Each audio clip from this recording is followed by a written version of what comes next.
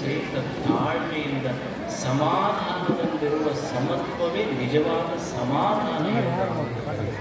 ಇದು ಸಮಾಧಾನ. ಜೀವನದ ಮೇಲೆ ಈ ಮೂರಿರ್ತೈತಿ. ಯಾರು ನಮಗೆ ಅನ್ನೋರು ಆಡೋರು ಇರೋದಲ್ಲ, ಮನೆ ಇರ್ತೈತಿ, ಅನ್ನೋರು ಆಡೋರು ಅದಾರೆ. ಹೆಂಗೆ ಮಾಡ್ಬೇಕು? ಎಷ್ಟು ಮಂದಿ ವೈ ಅಂತ ರಾಗನ ಕಲಿಬೇಕು. ನಮಗೆ ಹಿಂಗೆ ಅಂದರು, ನಮ್ಮ ಊರಾಗ ಹಂಗೆ ಅಂತಾರೆ, ನಮ್ಮ ಓಣ್ಯಾಗ ಹಿಂಗೆ ಅಂತಾರೆ, ನಮ್ಮ ಮನ್ಯಾಗ ಹಿಂಗೆ ಅಂತಾರೆ, ನಮ್ಮ ಊರಾಗ ಹಿಂಗೆ. ಯಾವ ಊರಾಗ ಅನ್ನೋದಿಲ್ಲ ಹೇಳಿ.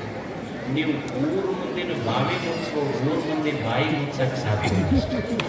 ಯಾರು ಬಾಯಿ ಮುಚ್ಚಕ್ಕೆ ಸಾಧ್ಯ ಐತಿ? ಸ್ತುತಿ, ನಿಂದೆ, ಮಾನ, ಅಪಮಾನ ಎಲ್ಲವೂ ಬರುವುದೇ ಕಲಿಯುವುದೇನು ಅಂದರೆ ಬರ್ತಾವ ಮತ್ತು ಹೋಗ್ತಾವ ಅಷ್ಟೇ.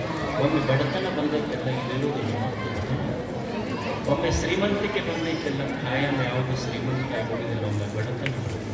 ಒಮ್ಮೆ ಕೆಳಗೆ ಕುಂತವ ಮ್ಯಾಲೆ ಕೂಡಬೇಕಾಗ್ತದೆ, ಮ್ಯಾಲೆ ಕುಂತವರು ಕೆಳಗೆ ಕೂಡಬೇಕಾಗ್ತದೆ. ಇದು ಜೀವನ ಚಕ್ರ, ಇದು ಓಡಿಸ್ತಿರ್ತೈತೆ ಅಷ್ಟೇ. ಅದಕ್ಕೆ ಜೀವನದಲ್ಲಿ ಮಾನಾಪಮಾನಗಳೇ ಬರಲಿ, ಸ್ತುತಿ ನಿಂದೆಗಳೇ ಬರಲಿ, ಏನೇ ಬರಲಿ, ಬಂದಿದ್ದು ಇದು ಇದ್ದಂಗೆ ಇರುವುದಿಲ್ಲ, ಇದು ಬದಲಾಗುತ್ತದೆ ಅನ್ನುವ ಸತ್ಯ ತಿಳ್ಕೊಂಡು ಏನಿರಬೇಕು ಅಂದರೆ ತಣ್ಣಗಿರಬೇಕು. ತಣ್ಣಗಿರುವುದ ಪೂಜಾ ಅಂತ ಅಕ್ಕಮಾದೇವಿ ಹೇಳ್ತಾರೆ. ಶಾಂತಿಯಿಂದ ಪೂಜೆಯ ಮಾಡು, ಸಮರತಿಯಿಂದ ಮಾಡು. ಭಗವಂತನೇ ಸಮರತಿಯ ಪೂಜೆ.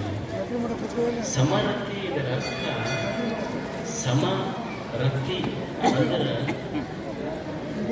ನನ್ನೊಳಗಿರುವ ಪ್ರಾಣ ಚೈತನ್ಯ, ನಿಮ್ಮೊಳಗಿರುವ ಪ್ರಾಣ ಚೈತನ್ಯ ಯಾವುದು ಬೇರೆ ಇಲ್ಲ. ನಾವೆಲ್ಲರೂ ಒಂದೇ ಅಂತ ತಿಳ್ಕೊಂಡು ಈ ವಿಶ್ವ ಏನಿದೆ ಇದು ದೇವನ ದಿವ್ಯ ಕೃತಿ. ಇದು ನನ್ನದೂ ಅಲ್ಲ, ಇದು ನಿಮ್ಮದೂ ಅಲ್ಲ. ಈ ಜಗತ್ತು ಇದು ದೇವನ ದಿವ್ಯ ಕೃತಿ ಅಂತ ಆರಾಧಿಸುವುದು. ಇದು ನನ್ನ ಜಗತ್ತಲ್ಲ, ಇದು ನಿನ್ನ ಜಗತ್ತಲ್ಲ, ಇದು ದೇವನದು ಅಂತ ಪೂಜಿಸುವುದಷ್ಟೇ. ತಿಳ್ಕೊಂಡು ಬದುಕುವುದು. ಈಗ ನಾವೊಂದು ಮನೆ ಕಟ್ಟುತ್ತೇವೆ. ಮನೆ ಕಟ್ಟಿ ಬೆಡ್ರೂಮ್ ಚಲೋ ದೊಡ್ಡದು ಮಾಡಿರ್ತೀವಿ. ಸೈಜ್ 16x18, 19 ಇರ್ತೈತಿ. ಕಿಚನ್ ಇರ್ತೈತಿ, ಓಪನ್ ಡೈನಿಂಗ್ ಇರ್ತೈತಿ, ಎಲ್ಲ ಇರ್ತೈತಿ. ಆದರೆ ಪೂಜಾದ ಕೋಲಿಗೆ ಮಾತ್ರ 3 ಫೀಟ್ ಅಂದ್ರೆ ಬಹಳ 2.5 ಇರ್ತೈತಿ. ಅಂದ್ರೆ ಅವ್ರು ನೀವು ಪೂಜಾದ ಕೋಲಿಯಾಗ ಹೋದ್ರೆ ಹಿಂಗೆ ಹಳ್ಳಿ ಬರೋಕ್ಕೆ ಬರೋದಿಲ್ಲ. ಹೆಂಗೆ ಹೋಗಿರ್ತೀರಿ ಹಂಗೆ ಬರ್ತಾವೆ. ಅಷ್ಟು ಸಣ್ಣ ಪೂಜಾದ ಕೋಲಿ ಇರ್ತಾವೆ.